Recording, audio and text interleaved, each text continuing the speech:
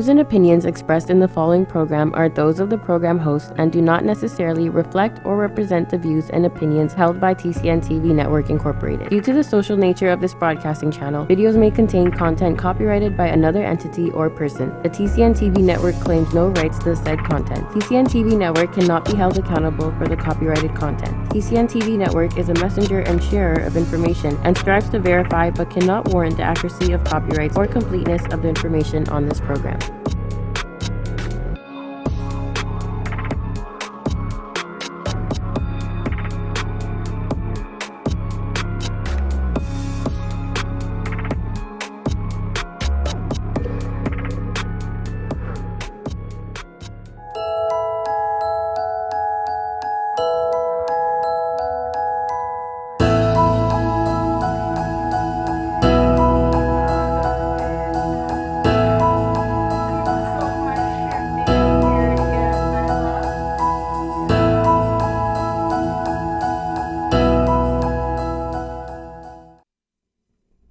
Hey everybody, and welcome to this week's installation of What Matters. I am Coach Drew, registered psychotherapist, and the co-host of this episode to the lovely, incomparable, uncontestable. This is why I had him start. Elita. Thank you, Coach Drew. And welcome again. I'm always happy to have you here. You can catch Andrew here with me once a month, every month. Sometimes I try to make him do it twice, but you definitely will see him at the end of the month. And I'm so glad that you're here. It is always informative, always interesting when you're here. And what are we tackling today? We are talking about the lies that we believe. The lies that we believe. And we all believe some lies. Yep, that we tell ourselves. Yes.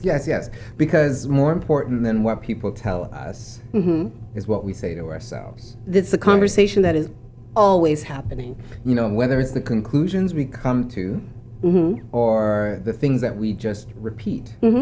Very repeat repetitive. Ourselves, because we move from, repetition to association, and then on into identification. Okay, so repetition, association, and then identification. So we repeat it enough, and we repeat, I can't do that, and then it becomes our value of ourself. We begin to associate ourselves with this particular thing, whether it's true or not, and eventually it becomes a part of our identity. Yeah, it becomes who we believe that we are, even if everything around you is showing you different. That's right. And you see that a lot. I mean, a perfect example is someone who believes in a talent or sees something amazing in a young child who doesn't see it in themselves. Right. And so even though the reality is, and everyone else can see it, that you're great at this, because you don't believe it, it just never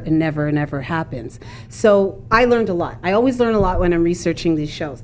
And one of the things I learned today, let me tell you, I thought it was super interesting, and it was a Nietzsche, that's how you pronounce it, right? Nietzsche claimed that we lie to ourselves 100 times more than we lie to others.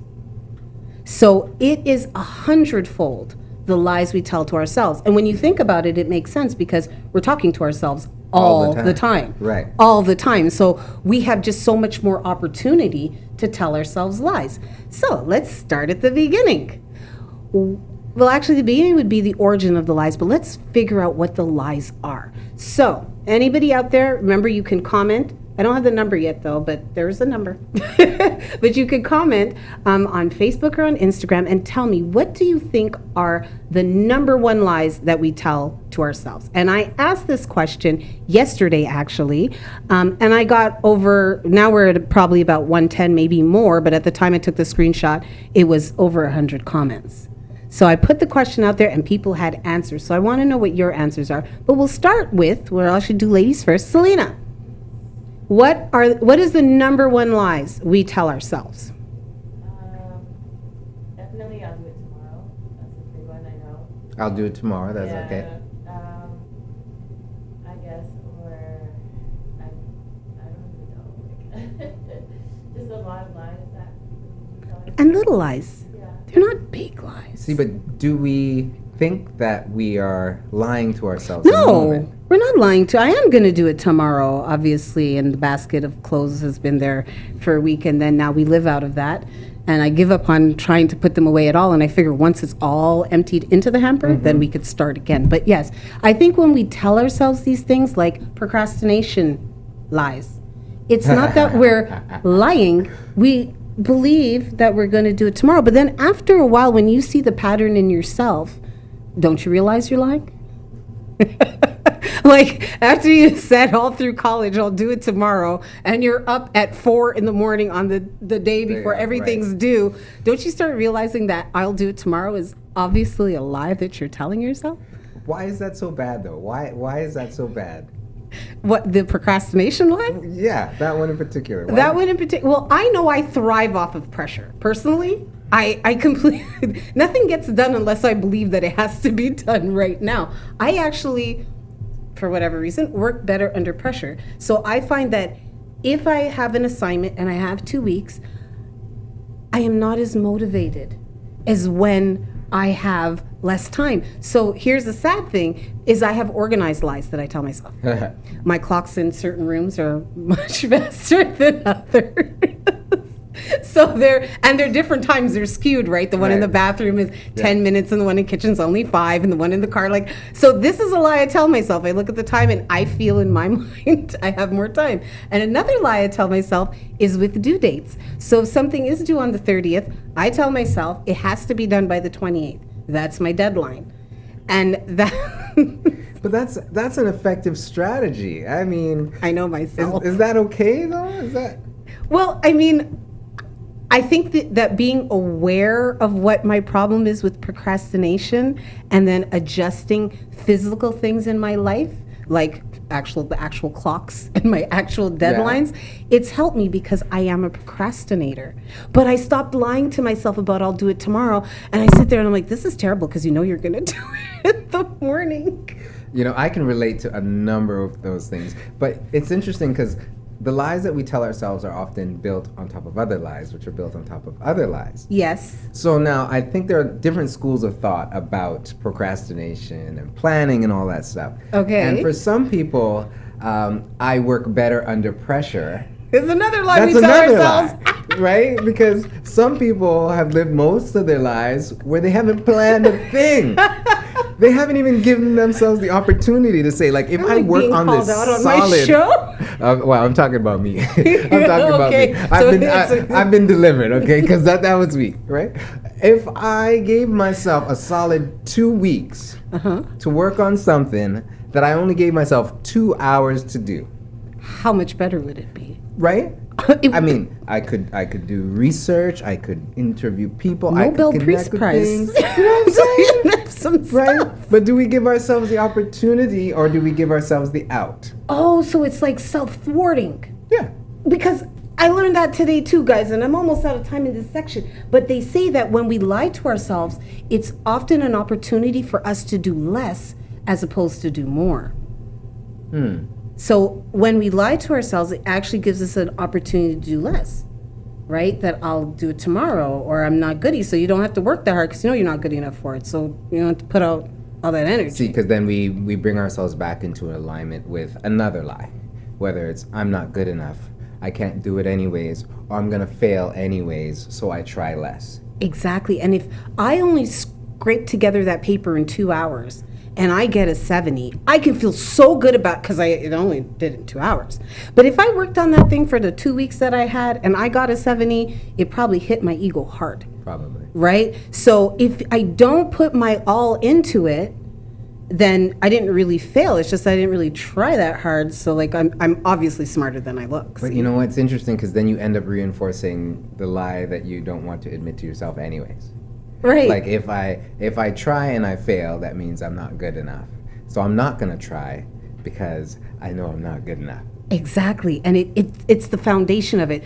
So when we come back from the break, that is something that I'm actually going to be picking Andrew's brain about, because I didn't get to that part of the research, but the origins of the lies that we tell ourselves. Where do they come from? Why do we start them? And then, like you said, we build on them. So I think it probably starts with a few foundational lies that we tell ourselves or instilled in us about ourselves, and then we expand on them with very specific things. And then also what I will do is I'll actually tell you what the number one answer was to what all my Facebook friends said about, what is the top lie we tell ourselves. And I think you all know it, because I think we all do it. So we'll be right back after this break.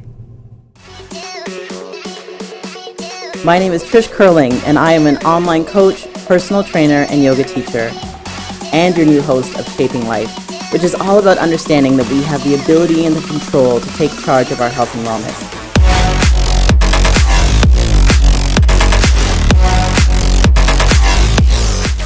But we can't do it alone, and I can't wait to sit down with the best in the industry. Please tune in every Friday at 1 p.m. live here on the TCN Network.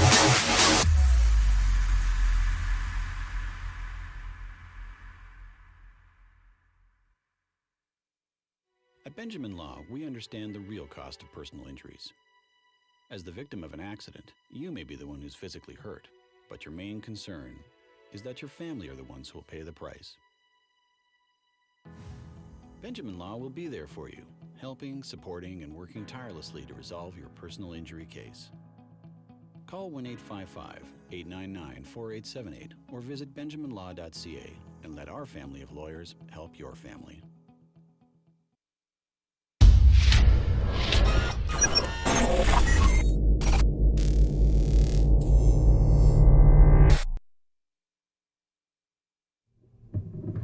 Welcome back to this edition of What Matters. I am Erica Elita. And I'm Coach Drew. And today we're here talking about the lies that we tell ourselves. And we've discovered that a big one that we share is procrastination. I'll get it done tomorrow. I have enough time. I don't need as much time as they say they do. Because then that, right? And like Andrew said, and he said something really important, and it kind of made me shine a light inside. And that's my mandate here, guys, is I try to give you the light so you can shine it inside yourself and look and see what's going on. And I realized that by not giving myself enough time, I can't perform my very, very best.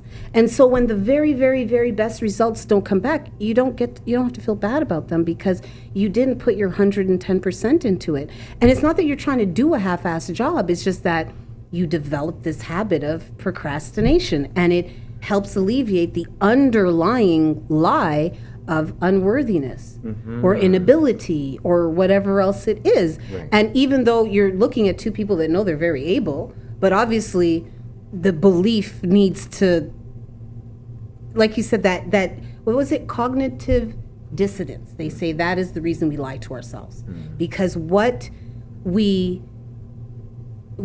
think about ourselves or how we should be and how we are not the same, and it makes us uncomfortable within ourselves. So we tweak it so that it's okay. The example that they gave were two, one of cheating and one of stealing. A woman cheats on her husband, and then she thinks that, only bad people cheat, and she doesn't want to think of herself as a bad person. So then you have to give it, he's neglectful. So that kind of gives me the right to go out there and find affection somewhere. So you see, I'm not really a bad person. Or the employee that takes from their employer, and, I'm underpaid, so, it's not because I'm a bad person, because we know it's only bad people who steal, but I'm an underpaid, undervalued employee, and this is kind of like, see, we lie to ourselves because the truth, I thought this was so cool, it's from Grey's Anatomy, okay? The truth hurts, right? And thinking that we're unworthy is a very uncomfortable, hurtful, brings you, like Dr. Jones says, back to that room, that first place, that childhood. I think that's where it usually develops. I don't think people skip through their whole child thinking they're awesome, they're worthy, they're great, and then it collapses. I think we kind of float through for as long as we can, but then in different actions, you see how much you don't feel yourself worthy.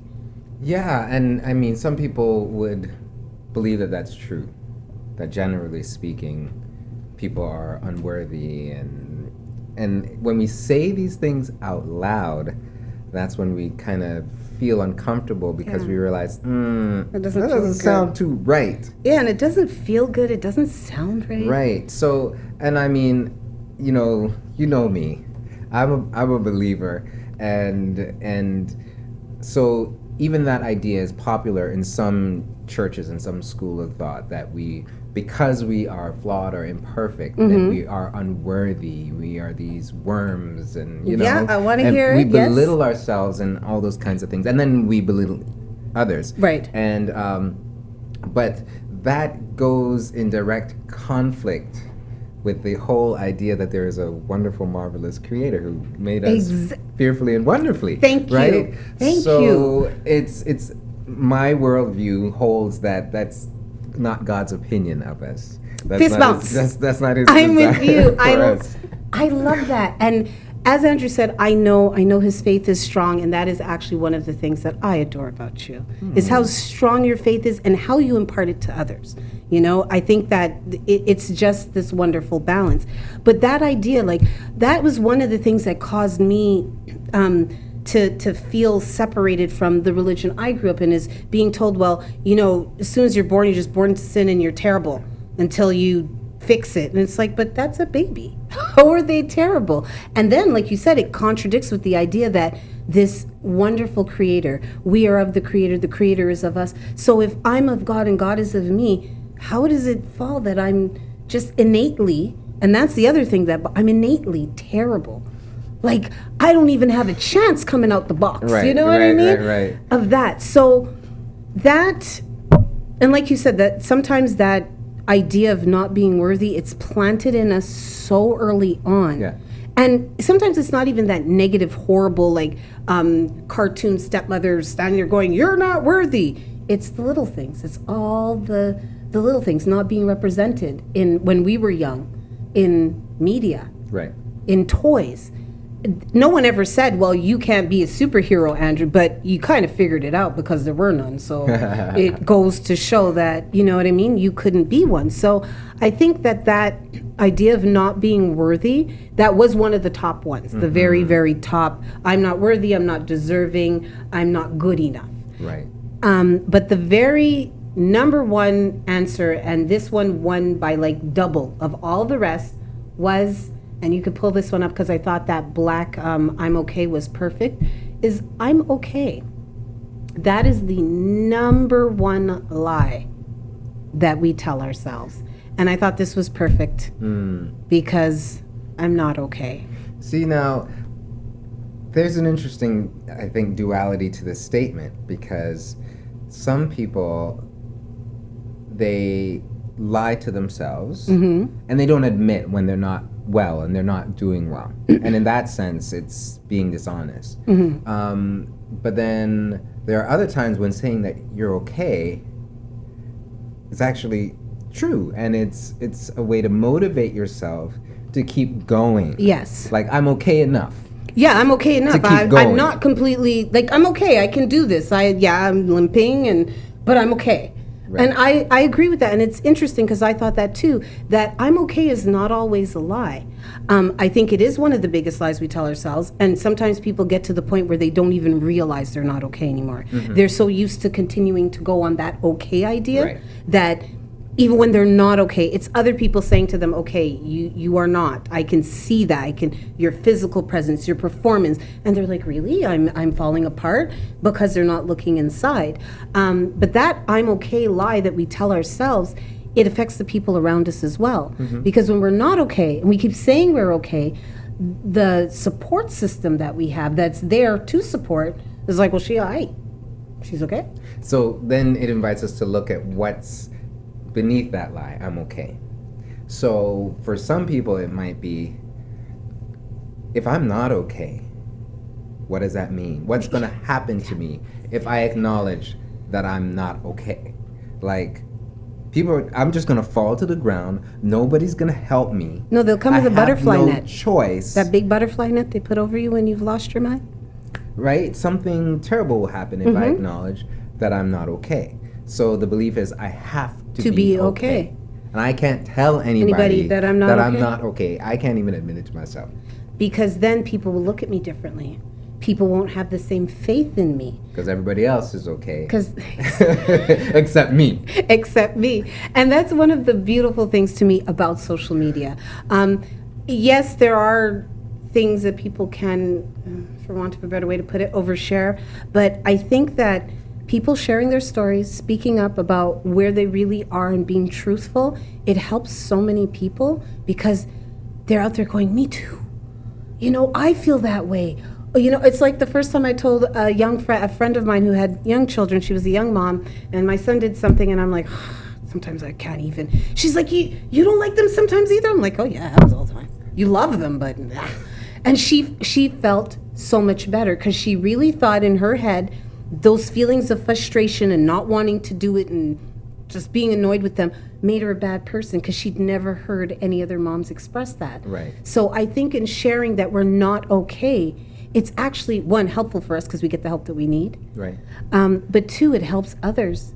Yeah, it helps us to integrate other ideas and aspects of life. Most of the times when we have these unhealthy beliefs, it's because they are absolutes. They're extremes. It's all or nothing. I am bad, or I am good. I am, not enough, or, I'm everything. It's important. Like, sometimes people put things on you, but there are some things that you believe. As a kid, I grew up in Jane and Finch, and till I was about 8. I'm starting to think all the Jane and Finch people are awesome because I keep meeting them and they're great. Yeah. So, when I was there were about 3 white people in my school. Really? Not my class. In my school. So you went to a black school? I did. Wow. York Woodsgate Public Cool. School. And then, I got into the gifted program. Okay. Okay. And then we moved 20 minutes up the street and I went to a different school. Okay. And I was one of 3 black kids in the school. Contrast. Right? 20 minutes down the street, but a whole different world. Oh, wow. So we went to the first day of class and, I was used to knowing everything. Yes, because you were gifted. Yes, because I was You gifted. are gifted, Right. yes. Right. Bless you. Gifted in a way that, in class, I kind of knew the answers. Certain things came to me quickly. I went into this class, let me tell you, I could not count money well. I had trouble knowing my left from my right, but that wasn't exposed until that moment. Right. Not only was it exposed what I didn't know for myself, I didn't know what these other kids knew. Let me tell you, they were bringing in newspaper clippings, talking about the weather, talking about stocks and bonds, talking about a whole bunch. Oh, wow. This is at age 8. And you were just like, I was like, my assumption was, I'm supposed to know this. And I don't know this. I can't keep up. My assumption was, at the age of 8, that knowledge equals intelligence. right. Because I don't know this, I am dumb. I took that on myself. That became my identity. I'm the dumb black kid in the Wow. class.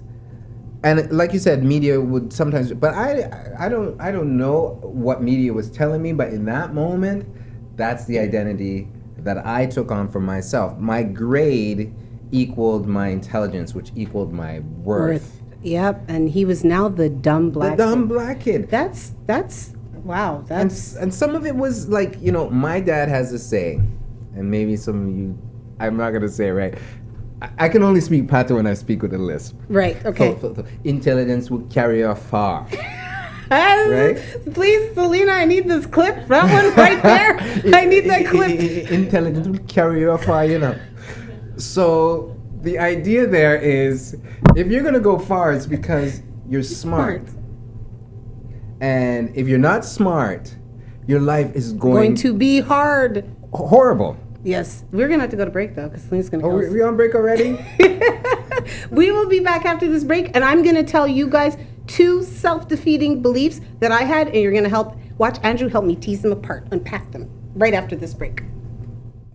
With so many newspapers within the community, it's sometimes hard to tell what separates us from the rest. Most of the time, they all brag about the same thing. You know, the large circulations, tons of online views, and it can go on and on. But what really separates the Toronto Caribbean newspaper apart from everybody else? Well, it's simple. Our service. No, seriously. Hi, I'm Grant Browning, founder and CEO of the Toronto Caribbean newspaper. I have over 20 years of branding and marketing experience, and I've worked with countless companies and corporations to do one thing, and that is to raise their profits with their brand. With over 40 years of combined experience in branding and marketing, our amazing staff is fully prepared to sit down and figure out exactly what you need to stand out from your competitors. The reason why you don't see that anymore is because the ad is too powerful, bring too much people. So what are you waiting for? Give us a call today. We'll be happy to help. Are you retiring smart? Make your home's equity work for you. With your home's equity and our 30 years of experience, the Retire Smart Properties team can help you achieve the quality of life you've always wanted. Our services are 360 degrees. We'll give you advice, take care of staging and selling, and help you find the perfect home and community to transition to. It's time to enjoy the retirement lifestyle you deserve. Visit our website today to learn how you can use your home to retire comfortably. The Retire Smart Properties team, powered by RE/MAX West.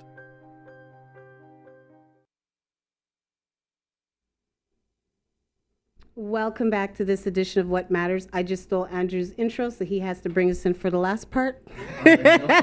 He's like, no problem, Erica, you can do it. So today we are talking about the lies that we tell ourselves.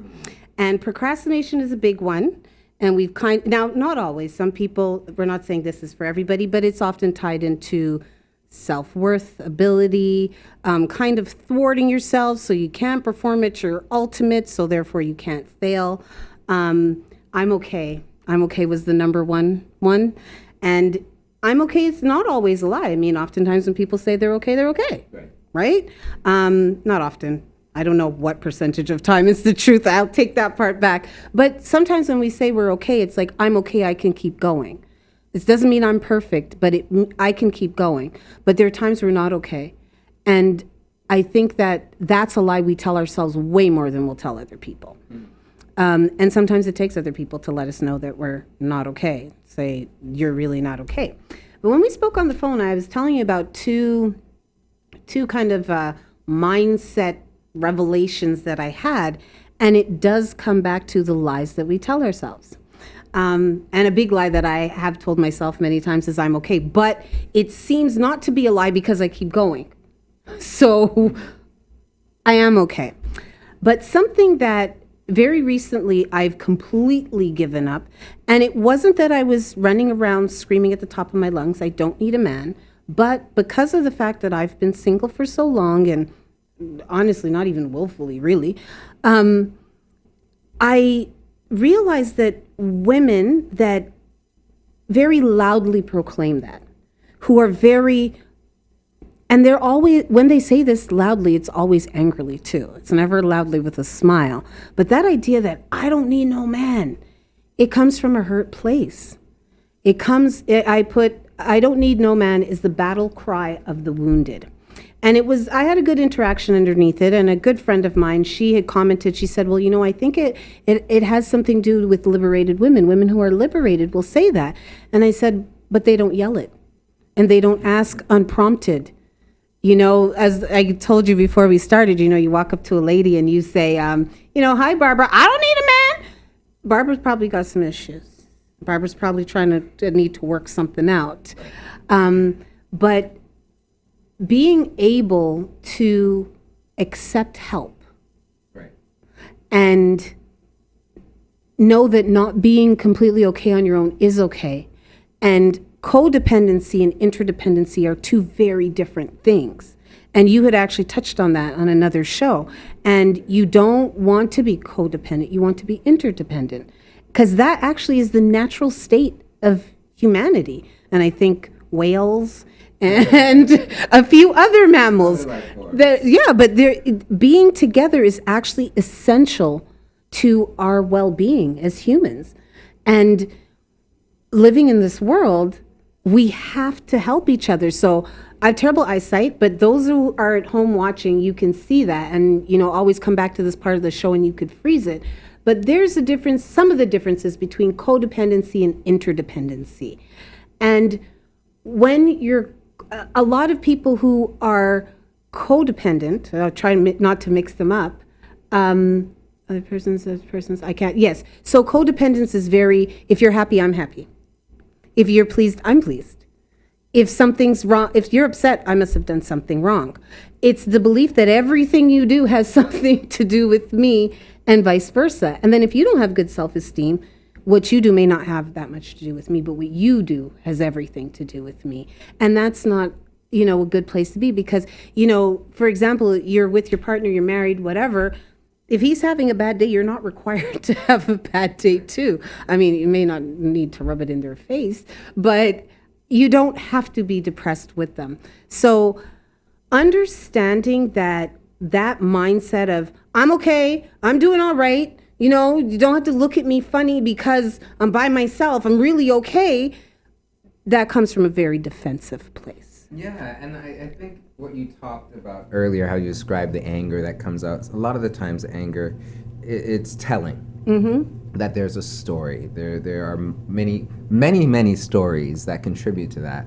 And I think the way to really dig deep is to look for the absolutes or to further the conversation.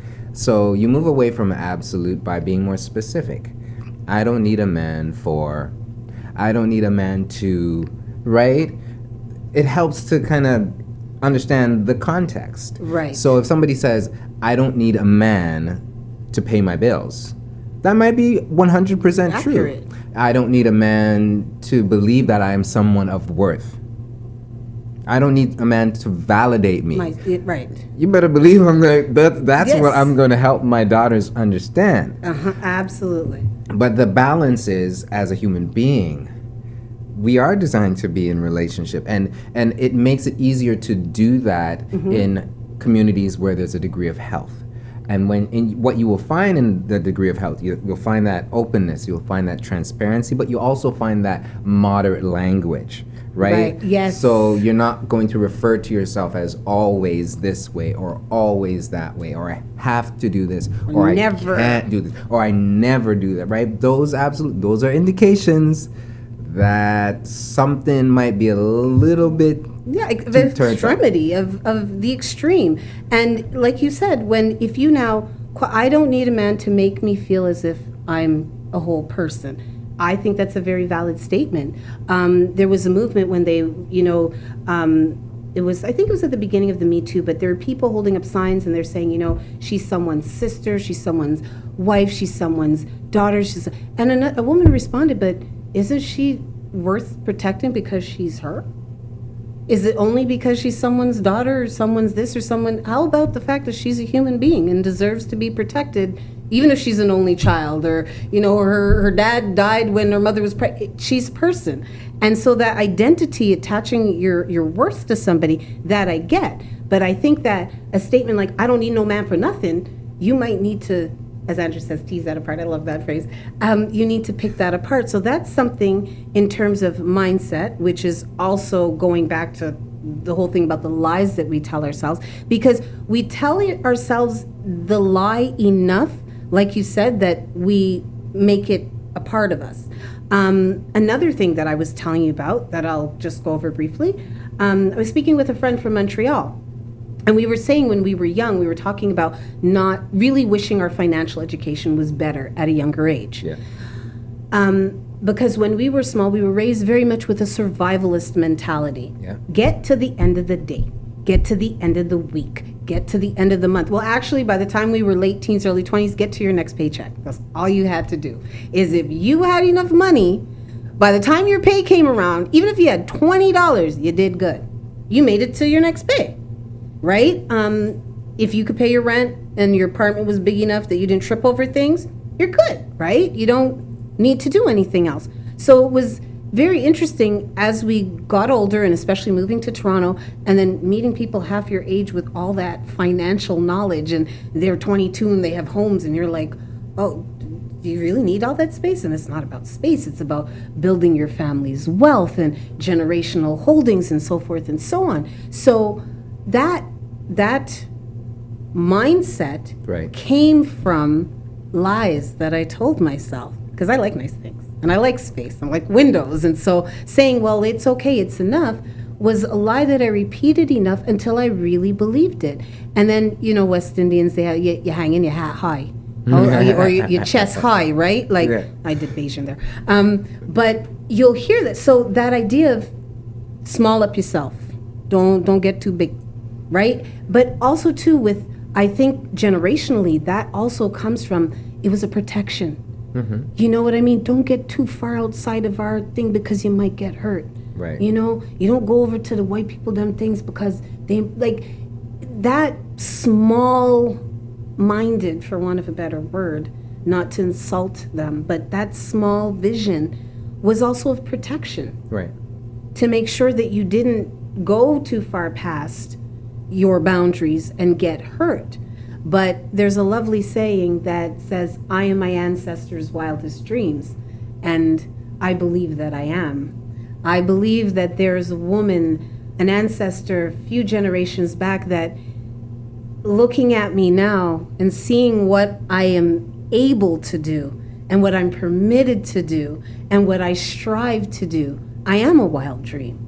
I'm something that was never fathomed. So that education or lack of education, kind of, that was the foundation of the lies, because I didn't know better. And so to make my reality, where I was, how I lived, and how I felt, make them correspond, because they didn't, Right. I had to start to tell myself lies, that this was enough and this was ample and you didn't need all that and that was kind of show-off-ish and this and that. And then come to find out, no, that's basic, like, thriving mechanisms. Right, which is why it's important to, again, know your history, know the context of it, where these comments and statements and beliefs came from. A lot of them were well-intended, but then it's also good to start to establish new relationships and to redefine health and to increase that self-awareness, so you realize when you bump up against that ceiling of your desires and you kind of limit yourself, Yes. you can start to question that. I like that. When the ceiling of your desires, and I think sometimes we dumb them down because we don't feel worthy, right? You have a big dream, but you don't really feel that you deserve it, so And you don't believe that it's possible. and you don't believe that it's possible. So when we come back from the break, Andrew's going to tell us what I wanted Andrew to tell us, because this is his part here, is how do we break these patterns? How do we change the conversation that we have with ourselves in our head? It's a constant conversation. So that habit, you know, has to be brought. How do we change that? How do we change the conversations that lead us to the lies, and how do we recognize them when we come back from the break? At Benjamin Law, we understand the real cost of personal injuries. As the victim of an accident, you may be the one who's physically hurt, but your main concern is that your family are the ones who will pay the price. Benjamin Law will be there for you, helping, supporting, and working tirelessly to resolve your personal injury case.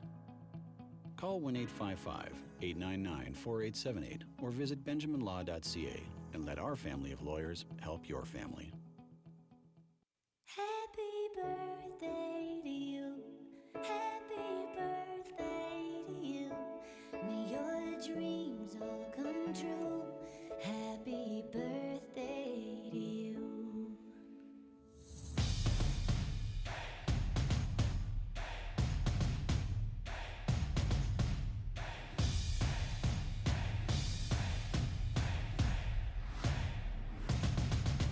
We refuse to promote, report on anything negative in the community.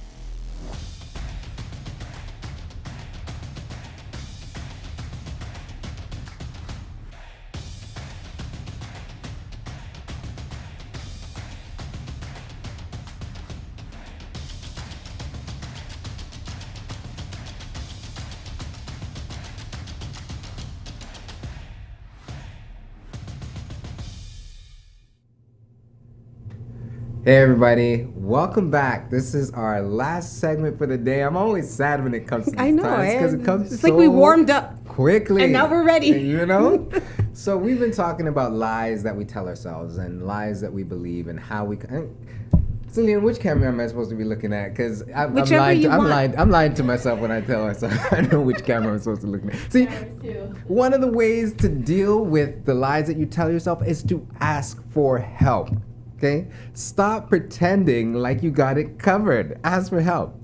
Part of that is being amongst people who are safe people and people, honestly, that are progressive enough to maybe even be 1 or 2 steps ahead of you that won't kind of push you down when you're trying to come up. You have people to. who see the worth in you and will tell you that they see the worth in you. Yes. Right? So those are things that you can do that involve other people. When it comes to yourself, Okay. obviously, the idea of being honest with yourself is important. It's a healthy principle.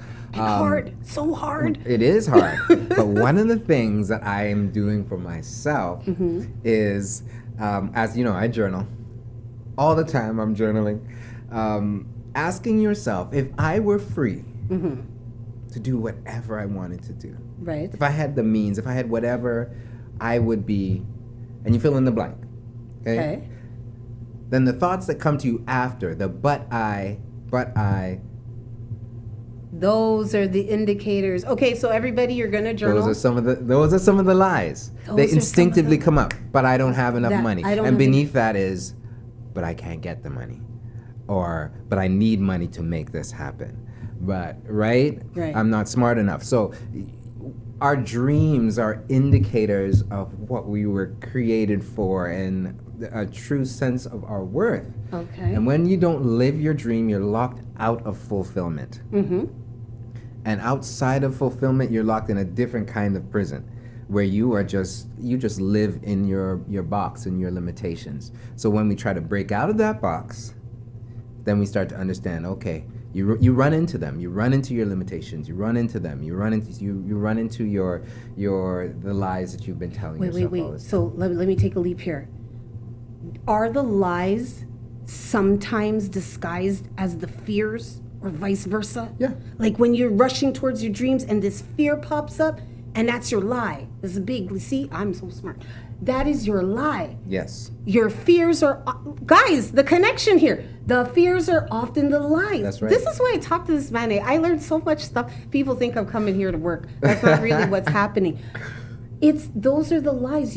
That makes so much sense. Right. So when you now run towards your dreams, but I don't have enough money, but I have to work full time, and Yes. those, it's the ideas of self-worth. And it's something that you said, because I didn't read you guys a list of the top lies, but on this list is I don't need help. And that was big. Yeah. That was big. And what you also said about surrounding yourself with people that, step or two, whatever. If you're the smartest person in the room, leave. Right. Immediately. You got to go. You got to find other people. But that idea of people, I like admiring my friends. I've got a very cool group of friends that I truly admire. Like I look at them and they have different aspects of their lives or their personalities. I'm like, that's so cool. You're so awesome. And I can truly say that about everybody that I'm close to, that I hang out with. There's something about them that I really admire. Right. Yeah. And aspire to. Not in an envious way, but like I have a friend, she's very patient. And I aspire to have that tranquility. I admire that in her. So when you surround yourself now with those people who can help you, but also will point it out because they're at that point of their own development. Usually the people who can help you are the people who went through it. Right? So they will recognize in your behavior, in your actions, in your words. And the words we use to describe ourselves and our actions are very important. Yes. They can point out to you, they'll be like, I hear you keep saying that. And, right? So it is really important to surround yourself with amazing people. Now, that's the outside help. And now you said for yourself, Yes. within yourself, journaling. And that makes so much sense. I say this all the time, self-development, self-growth, it's super annoying. It's really long. It's just like, it really is. It's not fun. So you're reminding me of one of my lies that I believed. Okay. Past tense. That's good. Believed, right? Yes. Working through it, that if it's right, It should be easy. It's just click into place. Right? Everything just fall into place when it's right. That's not for me. That must That's, not be. you That's know, not it's my, difficult, so right? it obviously isn't for me because God would just put it in my hand like this. Exactly. If God wanted me to have it, He would just give it to me. Just give it to you. I was journaling about that, and I'm just like, man, God, I've been following you all this time. How come it isn't easier to see you? Like, how come you don't make it? How come you don't just pop up in the seat next to me? And just walking through that, what are my beliefs? What are my expectations? And that was one of them, that if it's not easy, then there's no value in it. Right. And and then I started to apply that to other things, like my marriage. If it's not easy, then it's not right. Really? And we do that a lot, right? We do. Or if my feelings change for my partner, then that means that something's all is lost, wrong, right? You know, like it's important for me to appreciate that good things require energy, effort, cultivation, consistency, all that stuff. It's a part of growth, and it applies to everything. Everything. What is it? Good things don't come easy. I think that's one of the phrases I've heard. But I also know this about myself. I am an absolute thinker a lot of the time. Okay. Right? When I feel strongly about something, then I use those absolute terms. So I just said, everything, which is not always true. Right? So I get to slow down and say, more moderately, hard work is a part of almost everything, almost all the time. Yes. But there are some things that will be easy at some point. Yes, some things will do come to you easily. They do, and that's okay. Some people are the other extreme. If it's too easy, it's bad. It's bad. Throw it away. Right? Something's wrong with it. It's fitting too good, so he can't be. He's too good to be true. I like him a lot. He likes me a lot. Throw it all away. Something must be wrong. He must be lying to me. He's faithful. No, he couldn't be, because all men are dogs. They lie. They cheat. Right? He just touched on something else, and I have to read you guys these ones. But that one there goes with the other shoe will drop. And I understood what the person meant, but I said, for the rest of the people in the thread, please explain what that means. And it's this idea that if you're trucking along and you're having a good time and life is good, life is actually good, something's going to go wrong. Right. And by thinking that way, we actually bring it into our lives. We actually invite, because my mom would always say, don't look for what you don't want to find, kind of thing. And if you search for something long enough, it appears that it will appear. So that idea of the other shoe dropping, and it comes back to, I believe, I'm not worthy. All these good things are happening to me, so something bad's bound to happen, because that's how it all balances out, because that's how my life is, because I'm not worthy. So, and I really think that I'm not worthy lie is like the base of almost like all the rest. I really do. I think that idea that I don't deserve it is really the basis of like even the procrastination. So I've got a minute. I'm gonna read this to you. Top lies by my social media feed. Okay, so I'm not good enough. The other shoe will drop. If I'm in good health, I'm okay. Physical health, they meant. Ignoring mental health, that's a problem. She will change. It is not my fault. It is my fault. I'm okay. Overwhelmingly showed up. I can do it tomorrow or later. I can't. I don't need help. If I keep going, I'll be fine. I'm okay. I don't have the time. I'm not doing this again. I'm going to leave him, her. Everything will be okay if I just pray. No one will ever know what I've done. It doesn't matter. When I have enough, I'll be happy. And then there were some funny ones like, I'll just watch one more episode on Netflix, which is a huge lie that I tell myself often, and I've lost days of my life like that. And I'm a failure because I don't have, or I have not accomplished. So I think that's kind of the Jones theory, comparing with the Jones. So again, it's all relative, because somebody might look at their life at 25 and say, well, I'm a failure because I don't have a car. Right? Where you have people who are 70 and they're living a very happy life, never had a car. The idea, but with all of these, that underlying theme I seem to hear is, I don't deserve it, I'm not worthy, I'm not capable because I'm not enough. Mm-hmm.